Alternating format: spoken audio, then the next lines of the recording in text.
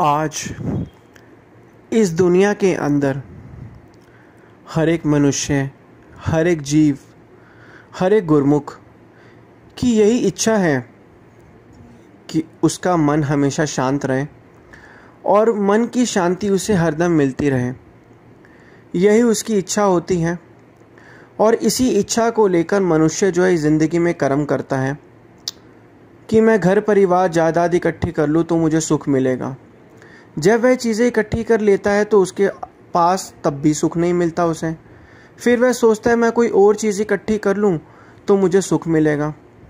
इसी तरीके से जब वो चीज़ें इकट्ठी कर लेता है तब भी उसको लगता है कि अभी तक मुझे सुख नहीं मिला।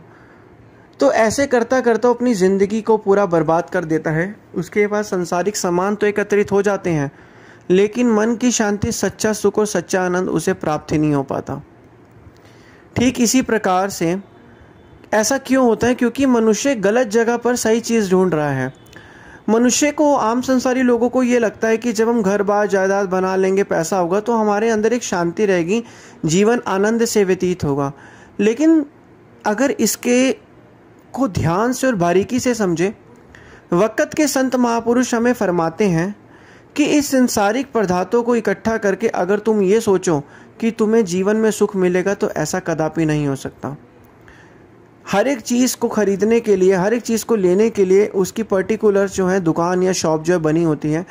ठीक इसी तरीके से वक़्त के संतों महापुरुषों की चरण शरण में जाकर उनसे नाम दीक्षा लेकर और उनके द्वारा बताई गई युक्ति के अनुसार जब हम नाम जपेंगे तो हमारे मन के अंदर एक शांति आएगी, एक अलौकिक आनंद अनुभव होगा। क्योंकि जो ये सुख है, ये आत्मिक सुख हमें चाहिए। संसारिक सुख क्या है? संसारिक सुख तो ये कि थोड़े समय के लिए सुख हुआ, 1-2 घंटे, कुछ दिन, कुछ हफ्ते, कुछ महीने के बाद वो समाप्त हो जाता है। लेकिन आत्मिक सुख कौन सा सुख है? जो स्थायी सुख है, जो हमेशा से रहने वाला है और ये हमेशा बढ़ता रहता है। ये कब होता है? जब हम वक़्त के संतों महापुरुषों की चरण शरण में आते हैं, तभी हमें ये मन के अंदर जो है हमारे जो विचार होते हैं वो स्पिरिचुअल विचार बन जाते हैं, धार्मिक विचार बन जाते हैं और जो पुराने विचार है वो धार्मिक विचार से रिप्लेस हो जाते हैं। तो हमारे मन के अंदर शांति होती है और जीवन आनंद से व्यतीत होता है। लेकिन मनुष्य इस बात को बिल्कुल भी समझ ही नहीं पाता है। वह अपने मन के द्वारा कर्म को करता रहता है और उसके द्वारा बाद में उसी अपने जाल के अंदर फंस जाता है। लेकिन यह ज्ञान मनुष्य को वक़्त के संतों महापुरुषों की चरण शरण में आकर मिलता है। अब देखा जाए, श्री सद्गुरुदेव महाराज जी ने श्री अनंतपुर दरबार की रचना ही इसलिए करी है ताकि, क्योंकि आपने देखा होगा जब हम अनंतपुर दरबार जाते हैं तो हमारे मन के अंदर शांति रहती है, जीवन एक आनंद से व्यतीत होता है, एक अलग ही मन के अंदर प्रसन्नता रहती है। लेकिन अगर हम संसारी जगहों पे जाए तो हमारा मन इतना थोड़े समय के लिए ठीक रहता है लेकिन हमारा मन अशांत, परेशान, ख्याली विचारों से भर जाता है। क्योंकि मन क्या है? मन जो है, it is a bundle of thoughts. ये बंडल है, विचारों का बंडल है। और जो मन विचारों का बंडल है, मन जहाँ भी जाता है, मन एक का प्रभाव एक चुंबक की तरह है। मन जहाँ भी जाता है अपने आप को उन चीज़ों की तरफ आकर्षित कर लेता है और उसके हिसाब से मन की प्रवृत्ति वैसे की वैसे बन जाती है। लेकिन जब हम धार्मिक स्थल पर जाते हैं, श्री सद्गुरुदेव महाराज जी के चरणों में जाते हैं, सत्संग में जाते हैं और श्री अनंतपुर दरबार जाते हैं, तब आपने देखा होगा थोड़े समय के पश्चात हमारा मन हमेशा एकदम शांत हो जाता है, आनंद में हो जाता है।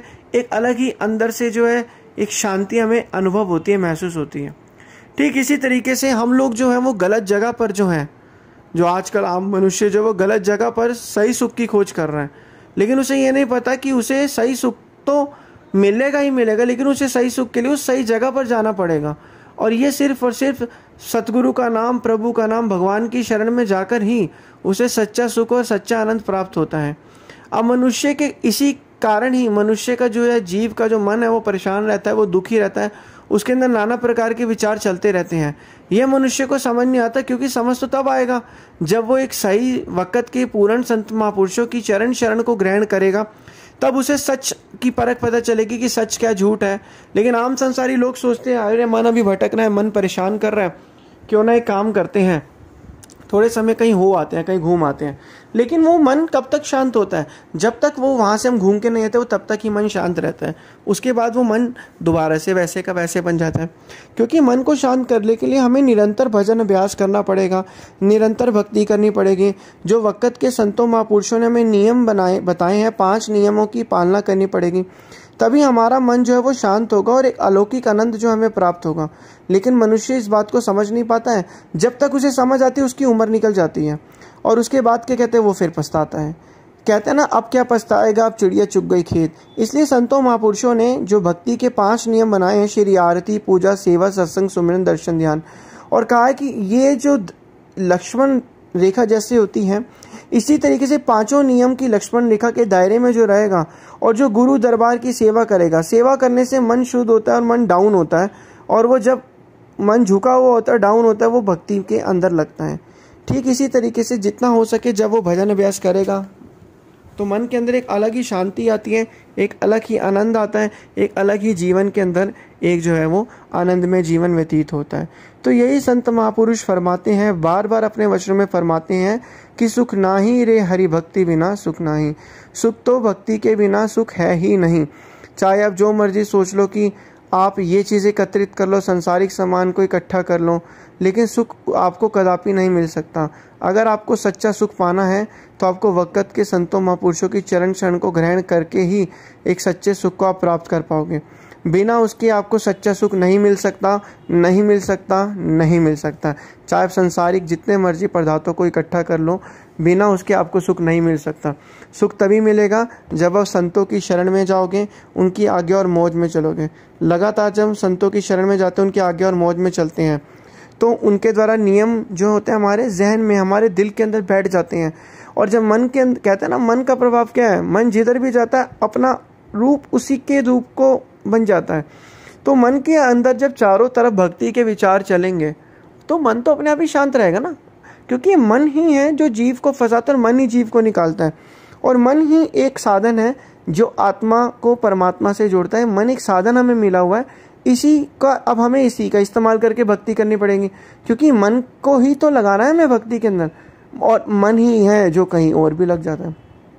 मन क्या है? विचारों का समूह है। जब हम सत्संग में जाते हैं, वक़्त के संतों महापुरुषों की चरण शरण में जाते हैं, तो हमारा मन जो उस प्रवृत्ति का हो जाता है, हमारे मन के अंदर उसी तरीके के भाव पैदा हो जाते हैं। तो यही संत महापुरुष फरमाते हैं कि जितना हो सके सत्संगति में रहो, अपने आप को गलत संगत से बचाओ, अपने मन को सही दिशा में रखो, कंट्रोल रखो, भजन अभ्यास रोज करो। भजन अभ्यास से हमारा मन विचारों से अलग हो जाता है। और जब मन, विचार ही तो मनुष्य को परेशान कर रहे हैं। सही विचार होता है तो खुश हो जाता है, गलत विचार तो परेशान हो जाता है। मन जब विचारों से दूर रहेगा, दूर का मतलब है मन विचार से अलग हो जाता है भजन अभ्यास करके, फिर हमें सही और गलत की परख भी पता चलेगी। तो जितना हो सके हमें भजन अभ्यास करना है, नाम सिमरन करना है,